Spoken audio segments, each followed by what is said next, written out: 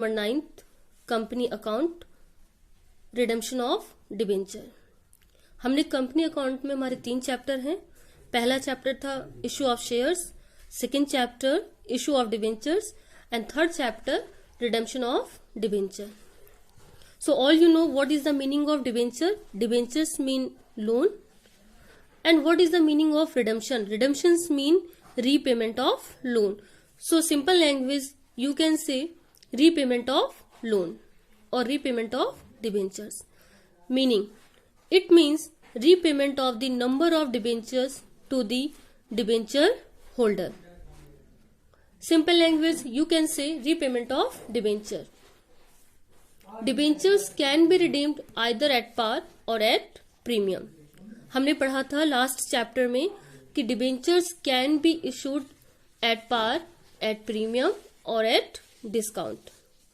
But जब बात payment की आती है तो डिबेंचर्स का पेमेंट सिर्फ एट पार या फिर एट प्रीमियम पर ही होगा। एट पार मीन्स 100 रुपीज अगर हमने डिबेंचर्स होल्डर से लिए हैं तो हम डिबेंचर्स होल्डर्स को 5 साल बाद 10 साल बाद सिर्फ 100 रुपीज ही देंगे। एट प्रीमियम मीन्स अगर हमने डिबेंचर्स होल्डर से 100 रुपीज लिए हैं तो after 5 years we will pay 110 rupees. That's mean when we are paying more than its face value known as the repayment of debentures at a premium. अब हम बात करते हैं मेथड की। What are the method of redemption of debentures? There are 4 method for the redemption of debentures. Method of redemption of debentures: first one, payment in lump sum; second one, payment in installment; third one, purchase in open market; and last one, by conversion into shares or new debentures. पहला वाला है first one, payment in lump sum. मीन्स हमने डिबेंचर्स का सारा payment एक बार में ही कर दिया। For example, we have taken 5 lakh rupees from debentures holder and after 5 years we have paid 5 lakh rupees at one time. अगर सारा पैसा एक बार में ही पेमेंट करते हैं तो it is known as payment in lump sum. Payment in installment.